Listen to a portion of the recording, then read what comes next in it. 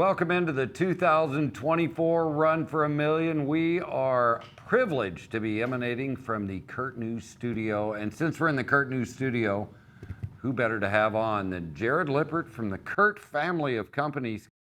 How are you today? Good. Thank you very much for having me. Now, you guys own the receiver hitch industry. You own a lot of industries, but that's something that's really near and dear to the horse industry. How's a guy like you from Michigan get involved in something like that? Well, I was kind of born into it, right? So, born into a family company. My grandfather started Lippert in 1956 after he got home from the war. My father took it over in 1977, and my brother took it over in 2003. So, I started working with the company when I was just 22 years old, and I'm 47 now. So it's been a long journey, and we've watched the company just grow and evolve over all these years. As we started into the aftermarket segment of the RV industry, we knew that we owned everything that was on the RV. We really had to own the truck part of it, right? Mm-hmm. So we had looked at, Curt kind of burst on the scene in the early 2010s, and just a company that we'd always really, really admired. And we're finally able to get a deal done in late 2019. We acquired Curt, and it's been great ever since. So. Well, you guys have had a growth strategy that's involved, easy for me to say, a growth strategy that's involved acquisitions. Yeah.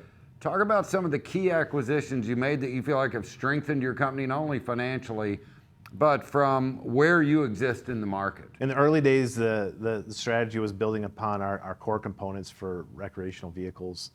So we would buy more chassis companies, we would buy slide-out companies, and as that kind of played itself out, the Great Recession happened. Mm-hmm. And I remember that.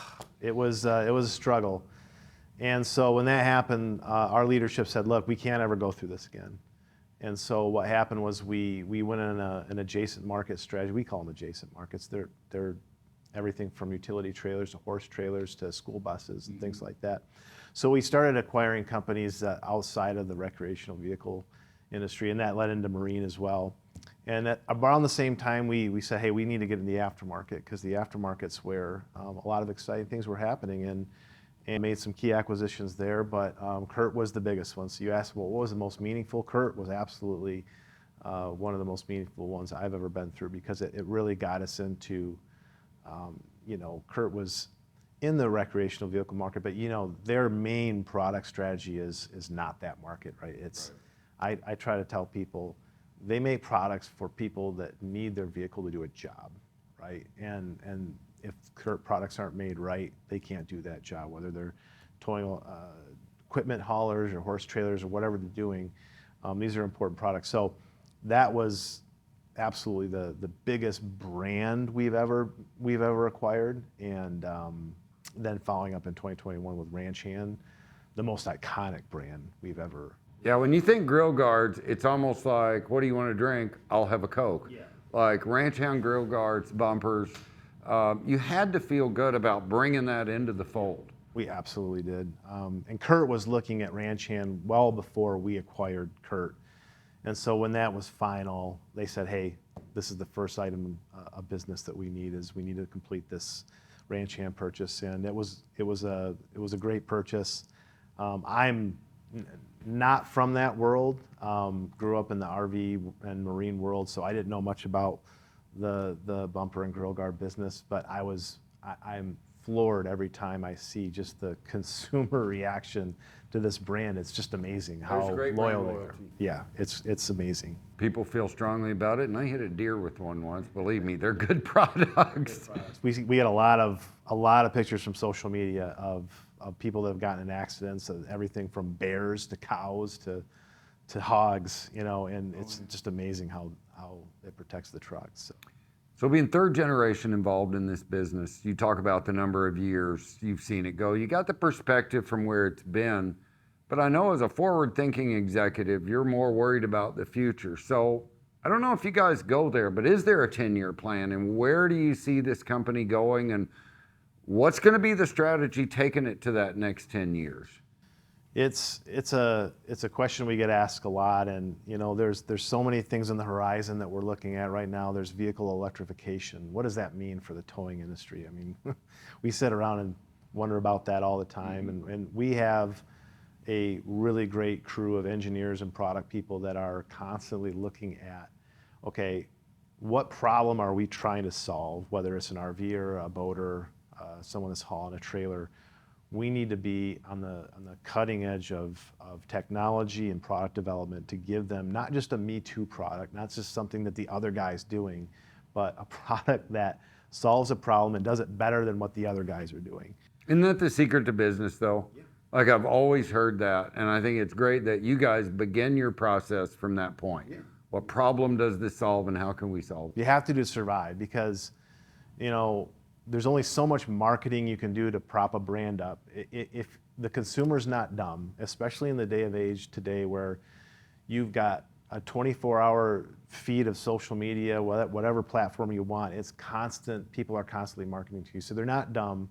It's not 20 years ago when you have, we were talking earlier, a print ad that might go out once a month and that's it. Like, you've got people talking to consumers 24 hours a day. So you have to back it up with product, and if you don't, you're just going to die. You're going to die in the vine. Yeah, I mean, and it's great that you've raised your marketing to the level that you're engaging with so many people, but I think the great point you bring up is, what do you do with them when you get them? And you guys have managed to serve that customer so well.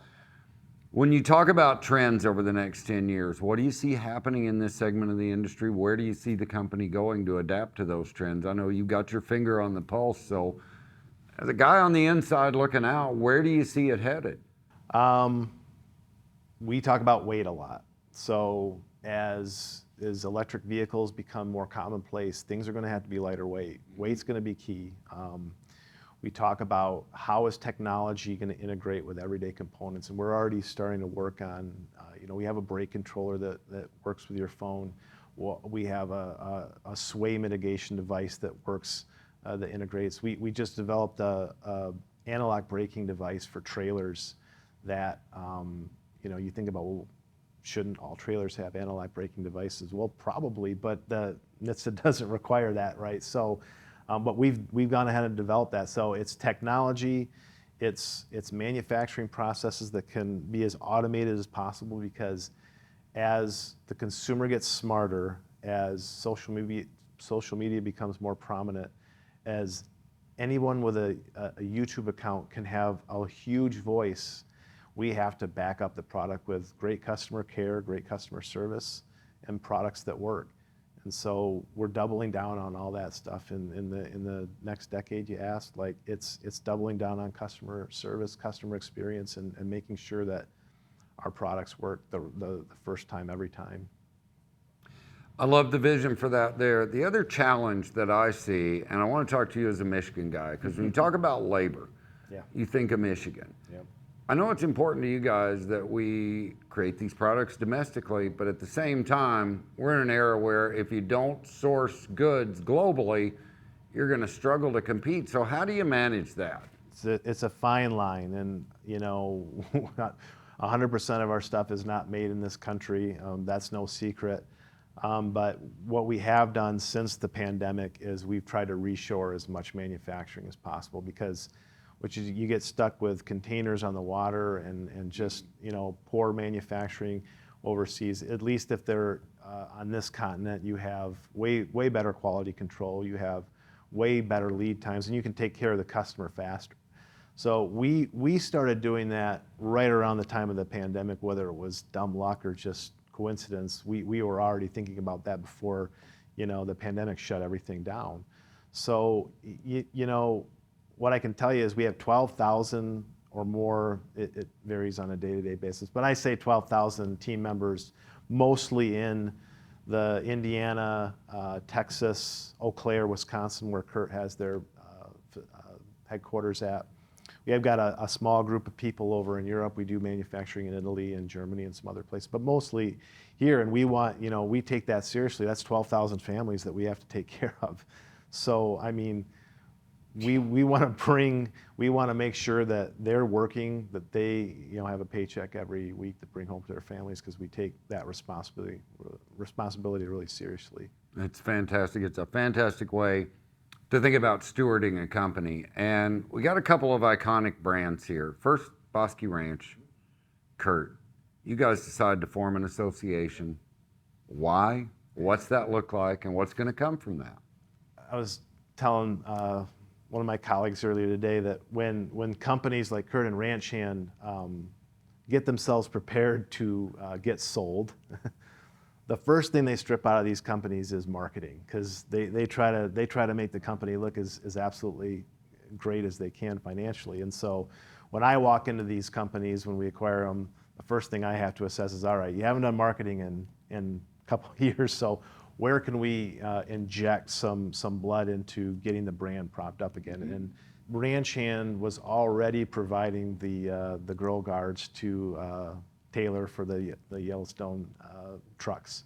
Sure. And so that kind of naturally led into Bosque Ranch, like, hey, what more can we do? And what I'll say is, getting marketing injection into this industry, into the equine industry, it was an easiest decision we've ever made, because the people that are in this industry are so loyal, and they're so compact, and it's such a good network that it's a really good spend of marketing dollars, because in the other industries, in the RV and marine, it's very scattered. It's not very.